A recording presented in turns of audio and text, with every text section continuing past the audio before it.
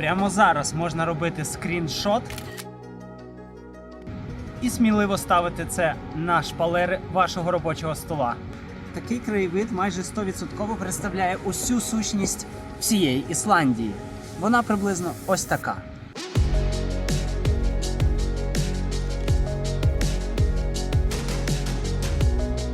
Ісландія – країна-острів посеред Атлантики із своєю унікальною природою, яку важко передати через об'єктив камери, і ще важче описати словами.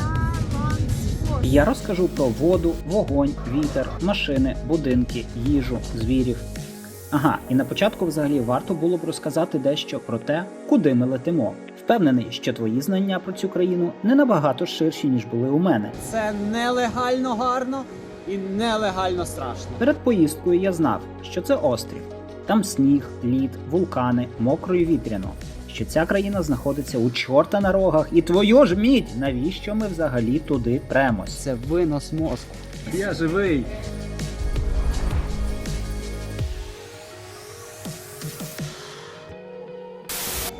Розпочинаємо тріп.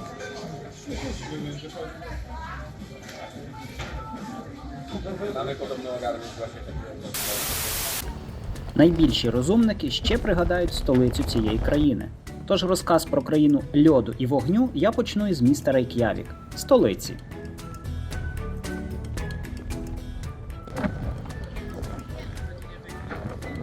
А найвища будівля у столиці Ісландії у місті Рейк'явік – це костел Хатергримскиркja. Правильно я забув? Хатергримскиркja. Хатергримскиркja. А якщо відійти 20 метрів від нього – пам'ятник Лейву Еріксону. Це вікінгу, який перший відкрив Америку. За це Сполучені Штати і подарували Ісландії цей пам'ятник. Якщо експресом пролетіти по найголовнішому, то, як би це дивно не звучало, це найбільше поселення у Ісландії. Населення близько 130 тисяч. А назва Рейк'явік з ісландської перекладається як «димляча затока» від довколишніх гейзерів і гарячих джерел.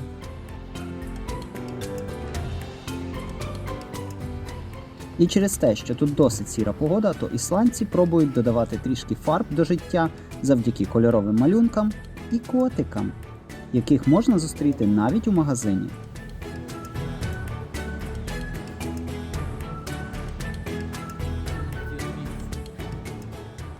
Тут за келихом місцевого хмільного можна підвести певні проміжні підсумки.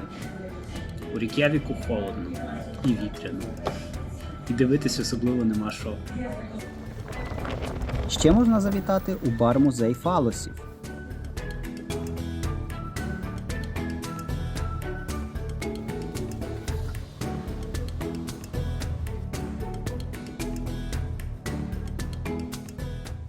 Дуже холодно дивитися на місцевих. Вони ходять в тонких кофтах.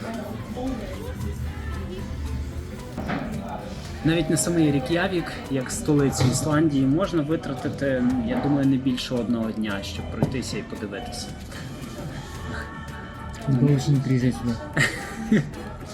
Tak, na jakieś te pojedyncze.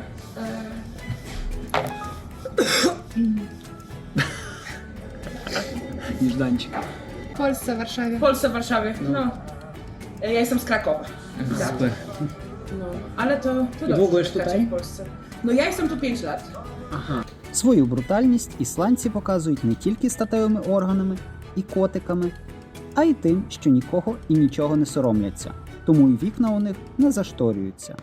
А дехто отак от просто живе. От з таким от видом. На Маріну. Брутальним людям потрібні брутальні авто. І ось на чому тут їздять.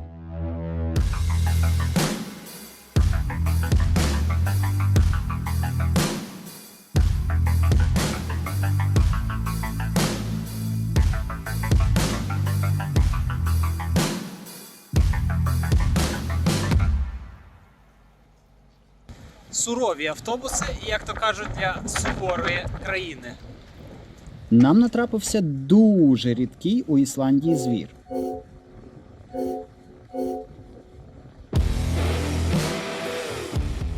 Це румун французького походження із 1,5-літровим серцем, який харчується виключно дизелем і штовхається усіма 4 колесами.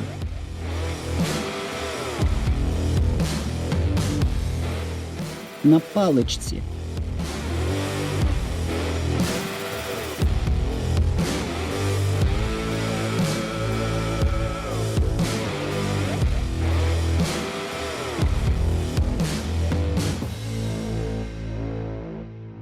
Всі звикли, як у нас виглядають заправки. Зараз покажу, як виглядає заправка в Ісландії. Ось. Це все. Більше нічого немає. Але не кіпішуємо, трапляються там і нормальні заправки. 14 жовтня, на секундочку.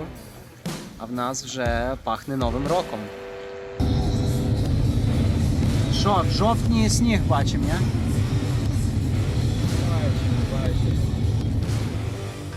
До теми транспорту ми ще повернемось, а зараз буде доречним розказати трішки про сам клімат і погоду. У договорі про оренду авто був пункт, що страховат теж покриє ситуацію, коли вітер вириває двері автомобіля, що я особисто сприйняв як тролинг. І дарма. Приїхали, значить, на точку. Пробуємо відкрити двері. Пробуємо.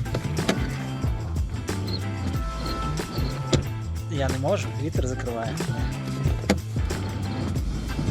Та ну відкрийся!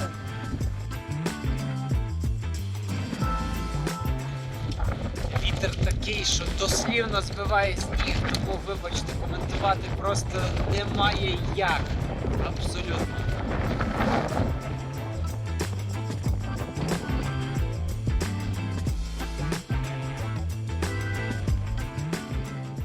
На першій точці нас чекала старенька рибацька посудина, що стоїть поруч із музеєм Ісландії.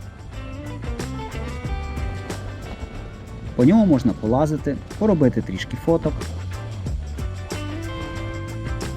Окей, поробити багато фоток, навіть під вітром. На щастя, дуже вітряні дні у нас були лише на початку подорожі та в останній день у столиці.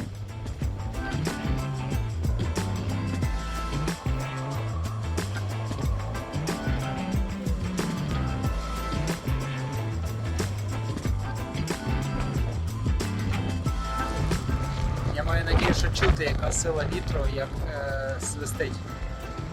Там човни свистять. Чи хтось свистить.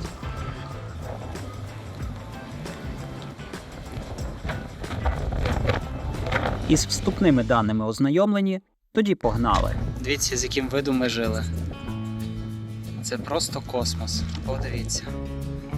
Обалдеть. І класне відео.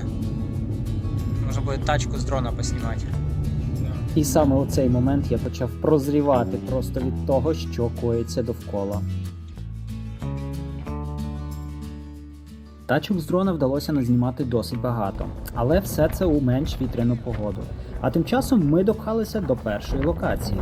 Макс, куди ми йдемо? Куди ми йдемо? Ми йдемо до Америки! Що, як можна дуже легко попасти в Америку? Рецепт дуже простий. Приїжджайте в Ісландію, віддаєте купу бабла за квитки. Потім йдемо по мосту, який з'єднує Європу і Америку. Шановні друзі, можемо нас привітати. Ви в Америці. Ви в Америці, хлопці та дівчата.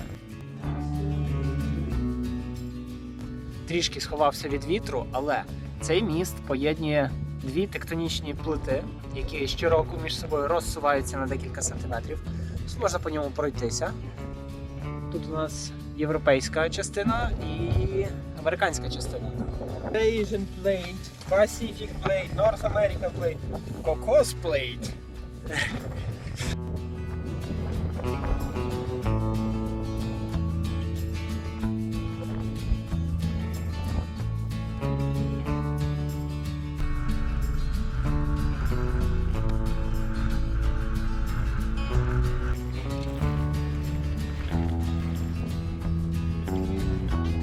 Стал национальным парком в 1930 году.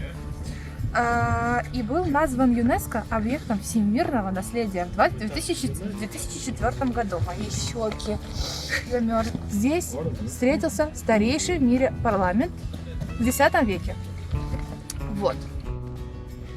Саме у Тінглівілі у 1944 році, а точніше 17 червня, були підписані документи, які визнають незалежність Ісландії.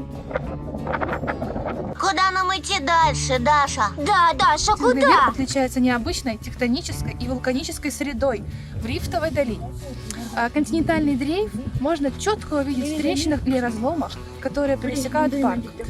А еще можно увидеть самый восточный край североамериканской тектонической плиты. А на восточной стороне ущелья Хайдаргья, боже, хоть бы сатану не вызвать, вы будете находиться на самом западном краю Евразийской плиты. Между прочим, тут было в путеводителе написано, что можно подайвить между этими плитами. Не знаю, не пробовала, в такой холод я бы не рискнула, наверное. Вот, так что знакомьтесь. И как Тёма заметил, вначале здесь была дорога, в ней обнаружилась дырка, и вот до чего они раскопали.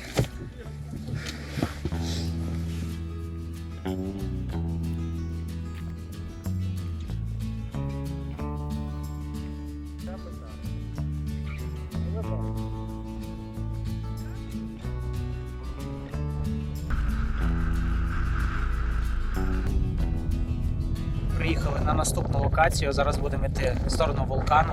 І ось як виглядає паркінг по дорозі до вулкану. Оце наша машина. А це ще одна орендована. І нам кудись туди йти.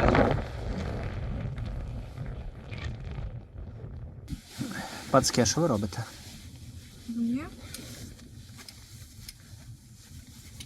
За парковку просто. Ото проблема. Заплатити за парковку, так? Да? Жодна карта не приймається. Що робимо? Я пытаюсь связаться с людьми. Виглядає, ніби ти на Марсі. Тільки каміння, пісок і більше нічого. Готов к підйому? Да. Заряжені люди.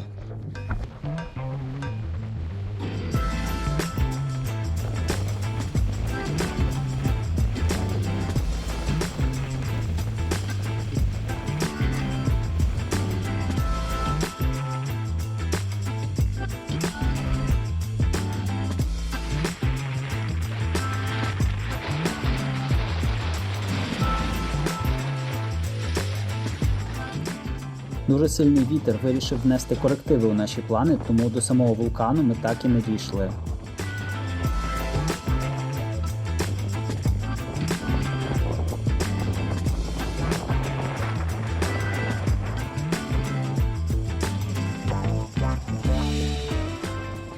Ребята, ви собі навіть не уявляєте. Знаєте, потрогайте магму, потрогайте. Она тяжелая, она очень тяжелая.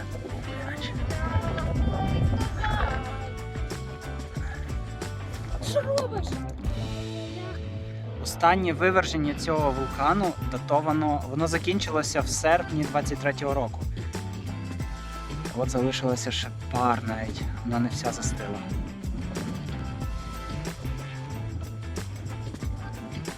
А сам вулкан, о, там. Туди можна піднятися, отак, отак. Ми дійшли от туди, максимум.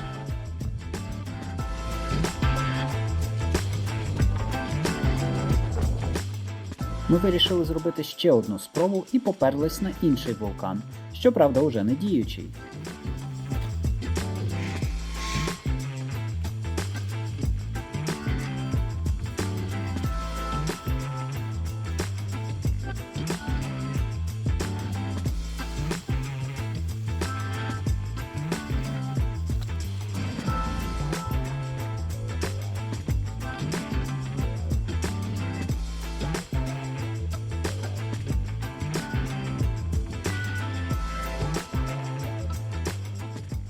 Ми з тобою зараз підійшли до кратеру вулкану. Єдиний тут його плюс, тут абсолютно немає вітру і дуже комфортно. Краб-Рок – один із 3 кратерів вулкану, які утворились тут 3,5 тисячі років назад. І все це довкола застигла лава.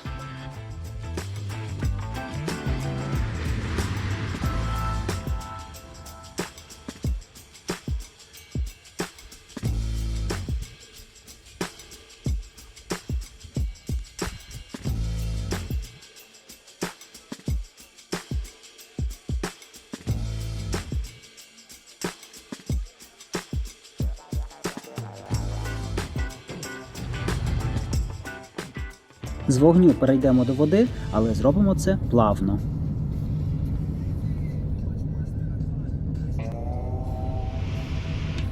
Їдеш ти, значить, такий, їдеш по дорозі, нікого не рухаєш, і тут в тебе починає димитися земля.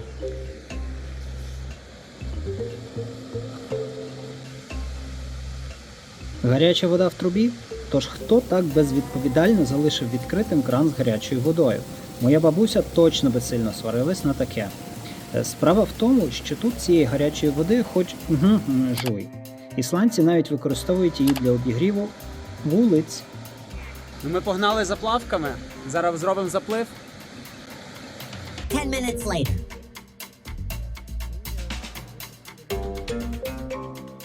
Тож це одне з двох. Або джерело, яке б'є з-під землі, або залишки води після геотермальної електростанції.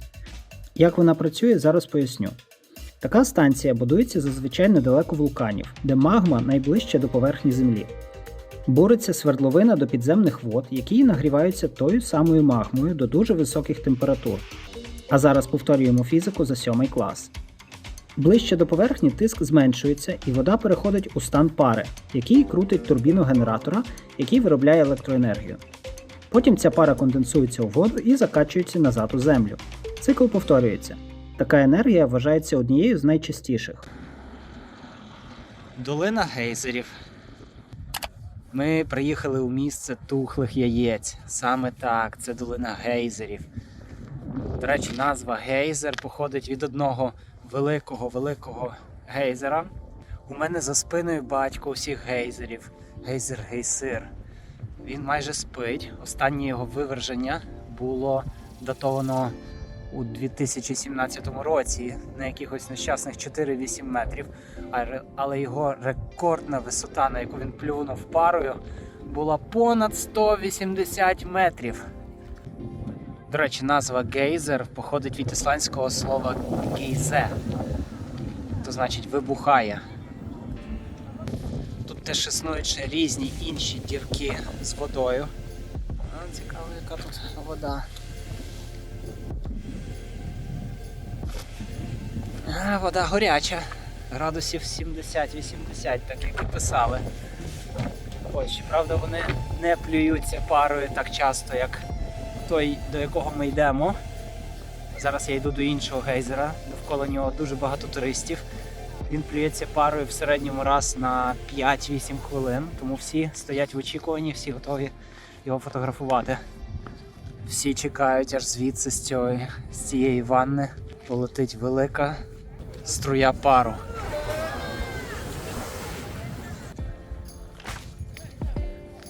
Принцип роботи гейзера такий самий, як і у геотермальної електростанції. Тільки тут ніхто свердловину спеціально не бурив, і пара, можна сказати, розходується в холосту. Побачили, як фонтан плюється? Ми його засняли. Засяли.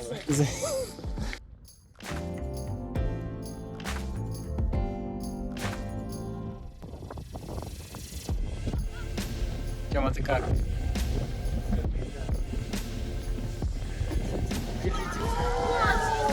О, клас! І ми всі в пару від яєць. Ми всі в яєчному пару. Звичайно, що по всій Ісландії натикано багато місць, де можна погріти свою м'яку точку у теплій воді під відкритим небом.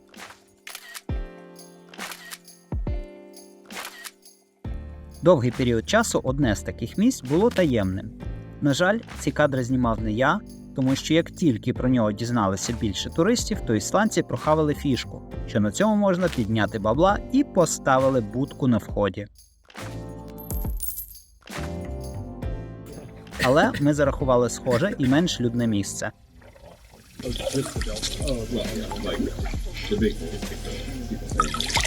Температура води в цих джерелах приблизно 40 градусів, тож посидіти тут більше 10 хвилин і не зваритися просто нереально.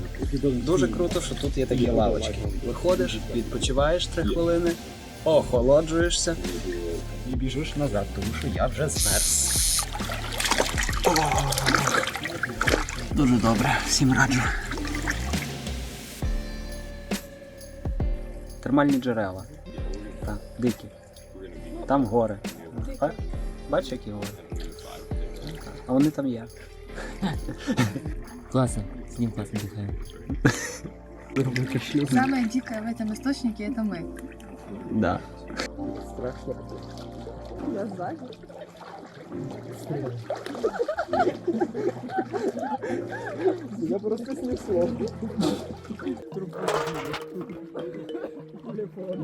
Їзда вночі – це окремий спосіб полоскотати собі нерви.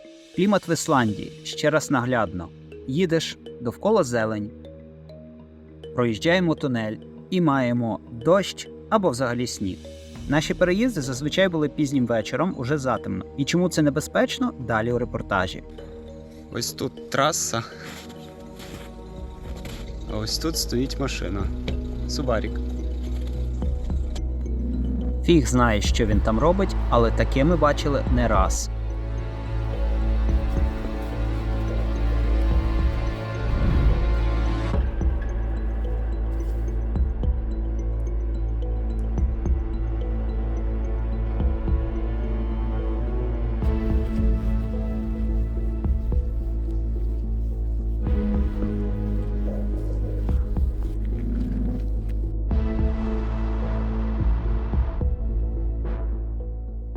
Такі ситуації, на жаль, трапляються часто, а все через погані погодні умови, сильні вітра і тотальну темноту. У нас обійшлось все без негативних пригод. Тож, добраніч.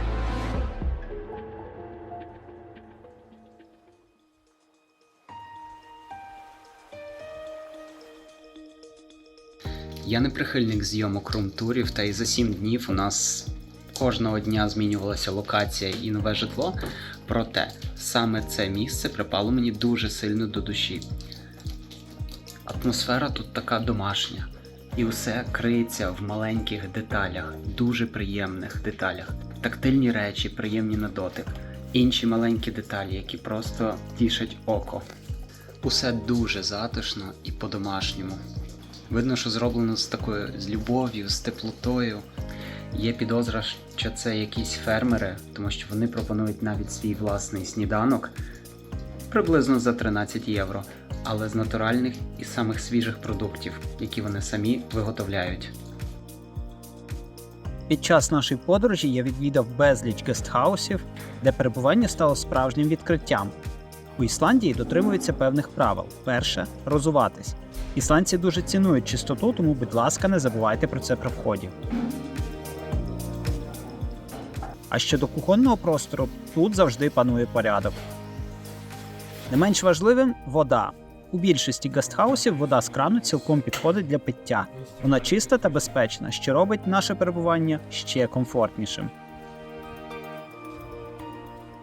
Черговий гестхаус, який знаходиться в ніде. Просто посеред поля.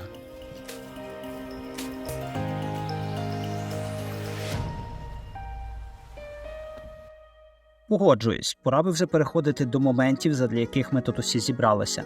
Але ще трішечки аеро. Пейзажі з них мене просто розвалили.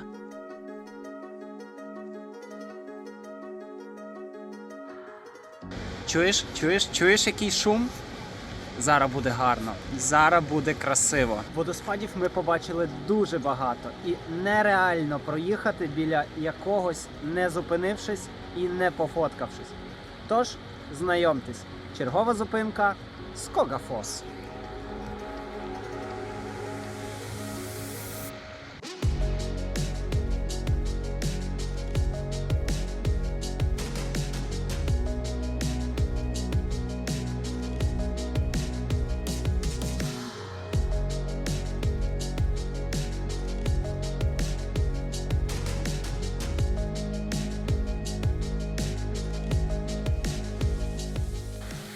Цей красень завширшки у 25 метрів має висоту падіння води 60 метрів. Тож по ісландським міркам він абсолютно не належить до най-най.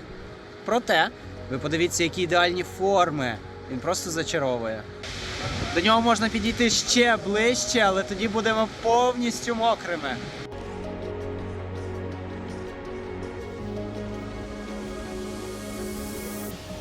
Чик, пару хвилин і опиняємося на горі. Вид зверху. Від самого стока фосу, який знаходиться ось там, пролягає ось така стежина.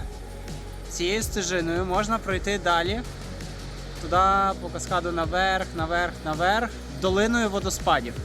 Це ще один водоспад, називається Хіла. Вибачте, зробимо краще, зробимо простіше.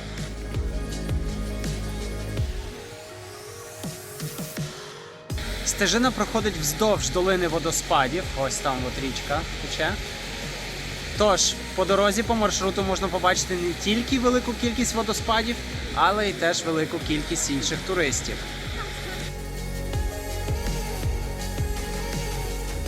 Так, це жовтень. І так, це сніг. Але добре, харе дивуватись, це Ісландія. Що тут скажеш?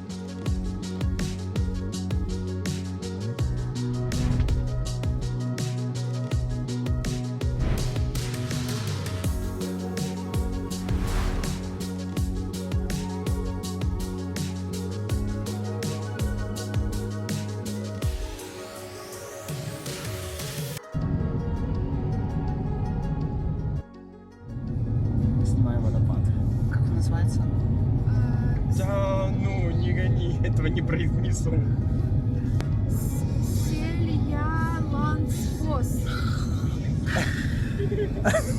Знайомтесь. Сел'я Ландсфос.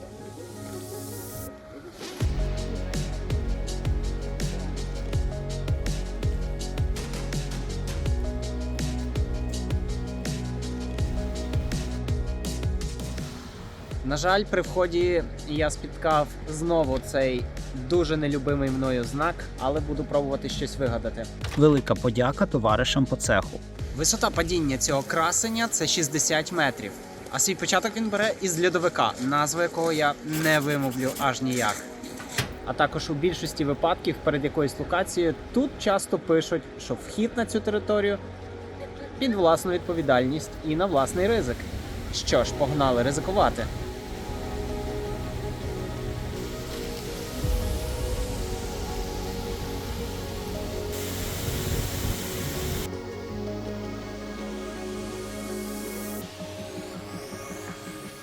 Ось ця стежина для того, щоб обійти коло довкола фонтану під ним, виявилася закритою, але мені все ж таки вдалося це зробити і пройти повністю цілий круг.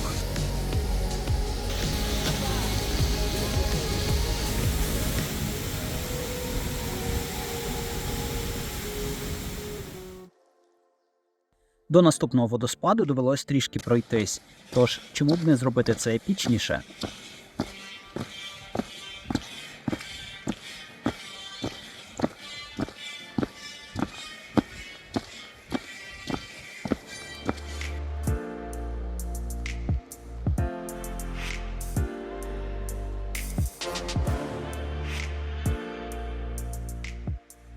І що, вгадайте, де я? Стою в річці. Водоспад Свальтіфос. Знайомтесь. Далеко не найбільший водоскит у Ісландії, проте він знаменитий своїми базальтовими скелями, які утворилися після виверження вулкану, і ця магма застигла, власне, утворюючи такі форми. Це навіть рахується як деякий символ Ісландії. Мотиви цих колон навіть використовуються у місцевій архітектурі. Найкращим прикладом є церква Ательгрімскіркя в Рейк'явіку. Місце користується достатньою популярністю, що можуть підтвердити оці туристи.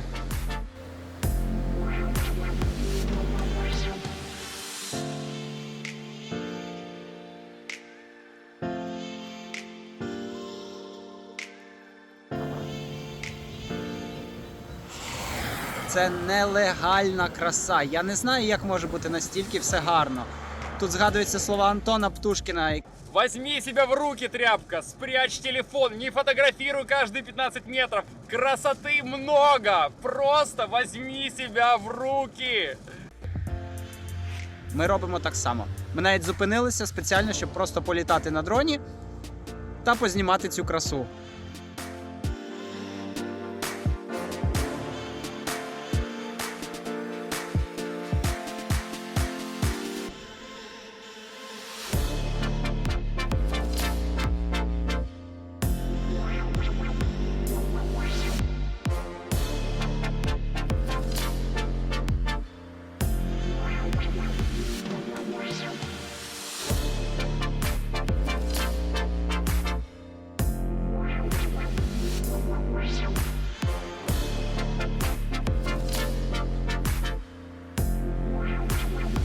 А зараз пропоную зробити перерву на туалет, підлити собі чайку і бачимось у наступній частині.